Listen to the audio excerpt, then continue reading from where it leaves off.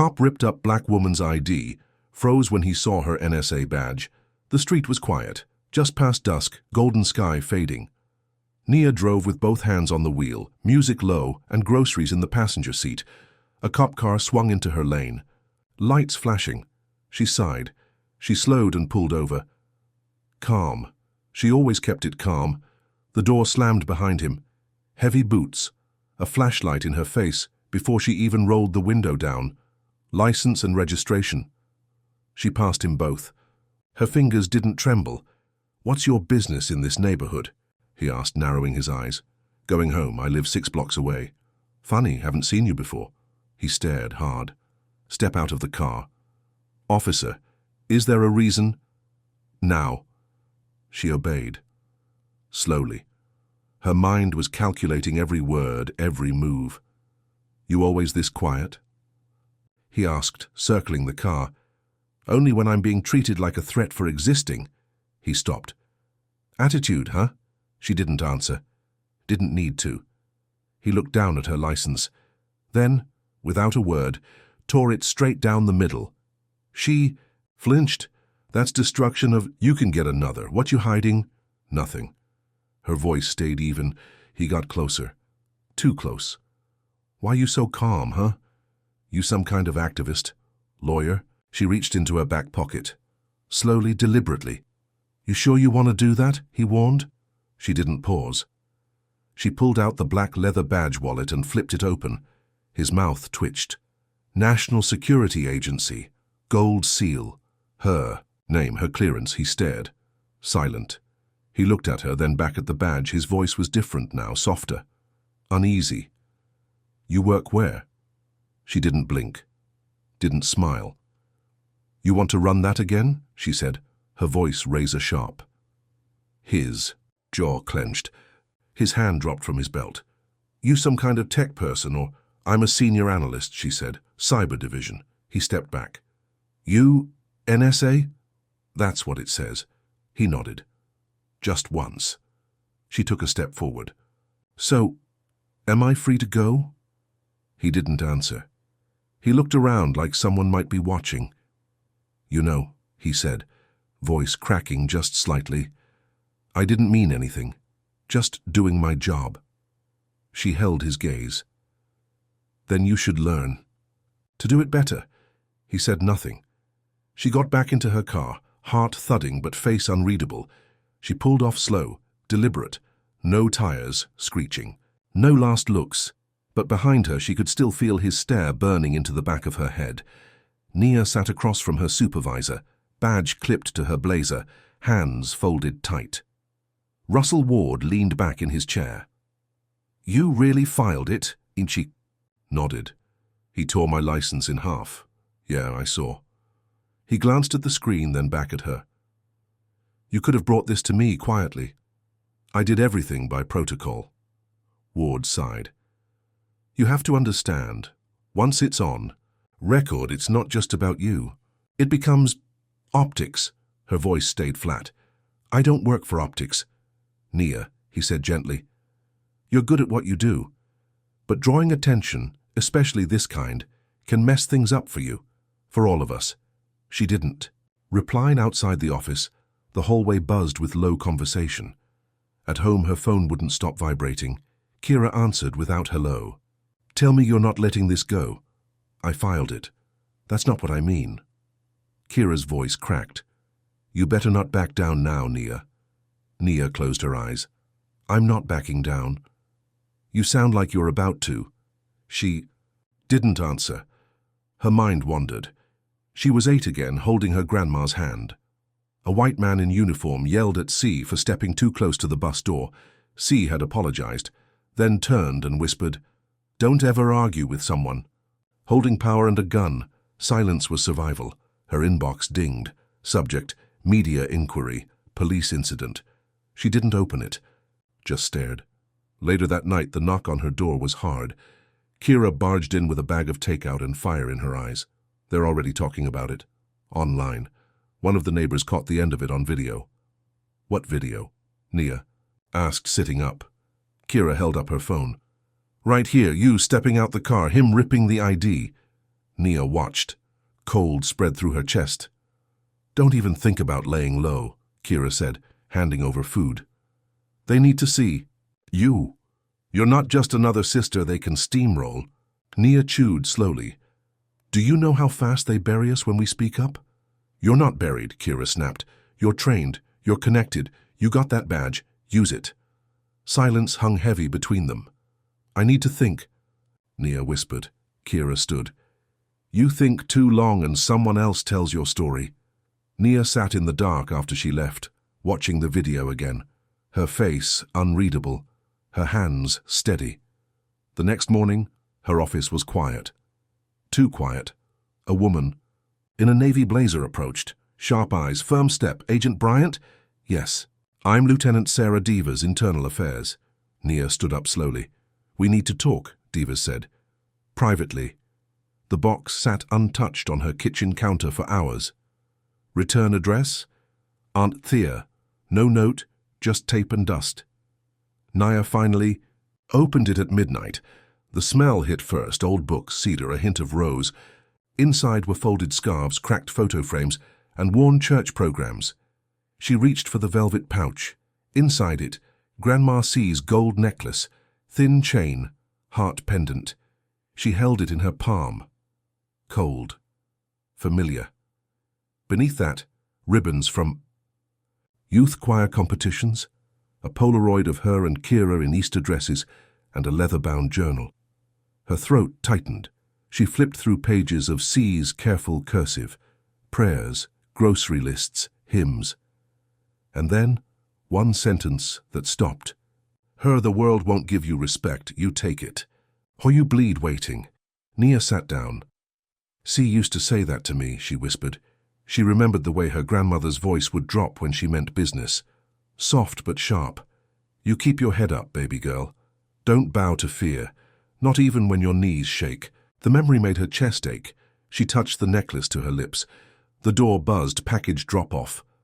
Nia opened the door just in time to see the delivery guy walking off. A slip of paper fluttered from his hand. It wasn't addressed to her. She picked it up anyway, just a news clipping. "Officer placed on paid leave following allegations, Keller." Her eyes skimmed the print. No names, no blame. Just the usual. "Under review, pending investigation, public interest, paid leave." Kira called minutes later. "No hello, just..." "You see it?" "I did. They're protecting him." Nia's voice was flat. "Of course they are. You okay?" She didn't answer right away. "I opened the box," she said finally. "From Aunt Thea." Kira's voice softened. "C's stuff? Her necklace, her journal, ribbons. She wanted you to have that, you know." "I think she did." Nia's voice faltered. "She left a sentence in there about respect." Kira went quiet. "She knew," Nia said. "She saw all this before, lived it. Still told me to stand tall." "She didn't survive all that just so you'd shrink now," Kira said. Nia looked at the necklace again. It glinted under the light. "I know." She hung up and returned to the box, dug deeper. At the very bottom, beneath tissue paper and a faded church fan, she found a sealed envelope. Her name on the front, in Grandma C's handwriting. Nia froze. Her hands shook as she picked it up. Held it like something sacred, something dangerous. She didn't open it. Not yet. The envelope was thin. The paper inside folded 3 times. Nia read the first line slowly. "If you're reading this, it means something bad happened." Her breath hitched. "Back in '76, a cop split my lip open on the corner. Fulton and Edmondson. I filed a complaint. They came to my door that night and made sure it never happened again. I told no one. Not even your mama." Nia gripped the page tighter. "That silence didn't protect me. It caged me. You deserve better." The letter ended with one final line scrawled and underlined. "Don't let fear raise you the way it raised me." Nia folded the letter slowly, her eyes burning. The knock came 20 minutes later. She didn't expect it. She opened the door and froze. JJ stood there, hands in his pockets, eyes unreadable. "You gonna let me in or keep staring at me like I'm a ghost?" She stepped aside, silent. He walked in, same swagger. Older now, he looked around, spotted the box on the table. Kira said you got C's stuff. She told you that. Nia's voice was flat. She's worried. Nia crossed her arms. You two talking again? JJ gave a half smile. Not really. She cursed me out twice and hung up. She's got good instincts, he nodded, taking a seat. I saw the article, he said. And the video. I didn't post it. Doesn't matter. It's out. She sat across from him. You here for something? JJ leaned forward. I'm here because I know how this goes. You speak up, they pull your record, twist your name, leak something old. Next thing you know, you're the problem. She didn't flinch. You didn't come to warn me. You came to be part of it. He smiled again, sad this time. You think I don't care what happens to you? I think you cared once, then you vanished. I was young. I made mistakes. You betrayed me. He didn't argue, just nodded. Kira's voice echoed in her mind. Don't trust him. But the letter from C sat heavy in her chest. I don't know if I want to go public, she said. I could lose my clearance, my job, everything. And if you don't, JJ asked, what changes?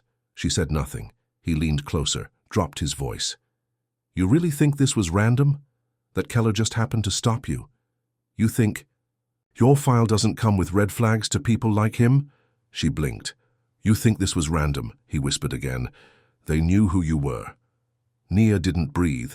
She just stared at him. Nia sat in the dim glow of her office monitor. Long after sunset, her login was clean. Her clearance, top tier. She wasn't supposed to use NSA tools for personal reasons, but tonight protocol bent. She searched. Officer Thomas Keller, Baltimore Police Department. Dozens of entries, commendations, routine reports. Then, buried beneath, encrypted headers, one sealed internal affairs report from 8 years ago. She decrypted the metadata. Allegation, use of excessive force status, dismissed complainant, minor. No body cam footage. She whispered, of course. She copied the summary to a secure folder. Her heart thudded. If she was caught even looking at this, her career could vanish. The door creaked. She startled. Devers stood in the doorway, arms crossed. You NSA folks work late, huh? Nia minimized the window. Just tying up loose ends. Devers raised a brow. You always tie them with encrypted files? Nia hesitated. I found something from his record. Devers stepped inside. So did I. She placed a printed report on the desk. Officer Keller claimed you refused to show ID, claimed you were hostile and evasive, but your NSA badge was logged by the system less than 1 minute after his stop was recorded. Nia frowned. So he lied. Twice, Devers said. Once in his statement, once to his supervisor. They locked eyes. Devers pointed to the screen. That Keller file you're digging through, you're not the only one looking. What do you mean? I mean someone's been trying to scrub it. IA logs show 3 access attempts this week, all blocked, but not before a few lines got deleted. Who? We're working on it. Nia leaned back. The pressure behind her eyes was building. I can't let this go, she said. See, she stayed quiet her whole life. I won't. Devers nodded slowly. You're playing with fire, she said. And they don't burn alone. They take careers with them, reputations, lives. Nia didn't blink. Then I'll burn back. Devers cracked the faintest smile. You're braver than you look. Nia pulled up the screen again. I need everything on Keller's partner that night. I'll see what I can get through proper channels. You keep your search clean from now on. Nia nodded. No promises. Devers turned to leave, then stopped. Check your email. You've been flagged. As soon as she was gone, Nia clicked open her inbox. One new message, no sender. Subject line blank, she opened it. Back off, analyst. You're not untouchable. She stared at the words. For a long time, she didn't move. The HR rep didn't look her in the eye. This isn't a punishment, Agent Bryant. Just a precaution. Nia stared at the desk. Security violation. That's the phrase you're using? It's not disciplinary. Just administrative leave while the review concludes. She kept her voice steady. And what violation did I commit? I'm not at liberty to say. She stood. Of course not. Her badge was deactivated before she got to the elevator. By the time she reached her apartment, she already felt the shift. No neighbors waved, no friendly nods, just silence. She opened the door. Something was wrong. The lights were off, though she remembered leaving one on. The lock hadn't been broken, but the air felt disturbed. She walked in slow. Careful. The family box sat on her coffee table. She hadn't left it there. The necklace, gone. The journal, open. The envelope C had addressed to her, ripped in. Half and her NSA badge, once clipped to her coat, missing. Nia's legs gave for a second. She sat down hard. They hadn't taken the laptop, not the cash. Not the phone, only what mattered. She stayed still for a long time. Then she called the only person who'd understand. Malik answered on the second ring. "Yo, Ms. Bryant, I need to see you." An hour later, they sat on a bench outside the Yee corner store. Malik had a soda, she had a 1,000-yard stare. "Why'd you call me?" he asked. "You always listen to C. You still go to her church?" He nodded. "Yeah." She told me silence was survival. I believed her. But now I wonder if that silence just taught them how to get louder. Malik looked at her. "You thinking of quitting this?" "I'm thinking about how much more they can take," he shook his head. "Nah, you're thinking about how much more you'll let them." She went quiet. "You're scared," he said. "I should be," she snapped. "Yeah, but scared people do brave things. Or they do nothing, you pick." He stood up, crushed his can and tossed it. "You taught me to code when I was 12. Told me I had power. Don't back out now. I'm watching." He walked off. She stayed there, breathing, burning. The next morning, she stood outside Diva's office. "No badge, just resolve." Divas opened the door, brows raised. "I thought you were on leave." "I am," Nia said, "but I'm not done." "You sure?" "They broke into my home, took my badge, my family's history." Divas studied her face. "Then what do you want to do?" Nia didn't blink. "Let's take him down," she said. "All the way." The hearing room was colder than Nia expected. Sterile. 2 rows of chairs. Cameras mounted high in each corner. She sat on the left. Divas beside her. Across the table, Keller waited, hands folded, face unreadable. A panel of 3 officials, 2 from IA, 1 from City Oversight, called it to order. "Agent Nia Bryant," one said. "You may begin your statement." Nia stood. Her voice didn't shake. "On the night of April 12th, I was pulled over with no cause. My license was destroyed in front of me. When I presented my NSA badge, the officer froze. That badge changed his behavior." She paused. "Let the silence speak. That tells me one thing. He didn't see a citizen before. He saw a target. Until I was something he feared." Keller leaned forward. "That's not—" "You'll wait." "Your turn," the panel chair said. Nia's fingers curled around the edge of the podium. "I was taught to keep quiet. My grandmother, Cecilia Bryant, was attacked by an officer in 1976 for speaking out. They shut her up with fists. She never filed again." She swallowed hard. "But I will." Divas slid a folder to the panel. "New evidence. IA complaint. Filed against Keller in 2015, sealed without review." The lead officer opened it. Keller's eyes flicked down. "It was dismissed." Keller started. "Because no one followed up," Divas said. The panel chair looked to him. "Do you deny the 2015 incident?" "I followed protocol," Keller said. "The kid resisted, no video, nothing stuck." "Because you erased it," Nia said. "Same way someone tried to erase your file last week." He said nothing. "I've made mistakes," he muttered, "but I was doing my job." Nia's voice dropped. "Your job was to protect, not to profile." He looked at her then, really looked, not in anger. Not in denial, but in shame. His eyes flicked to the camera, to the panel, then back to her. And he froze, not because she had power now, but because she'd named what he'd spent his life hiding. "Thank you, Agent Bryant," the chair said. "We'll review and follow protocol accordingly." She stepped back. Her hands trembled now, not with fear, with release. Outside the room, the media waited. Questions flew like sparks. "Agent Bryant, how does it feel?" "Do you plan to sue?" "Will you return to the NSA?" She said nothing. That night, her phone buzzed. "Ward's number." "Agent Bryant," he said, tone different now. We've reviewed your case. There's a new unit forming, Civil Security Fusion Task Force. We'd like you to lead it. She didn't answer right away.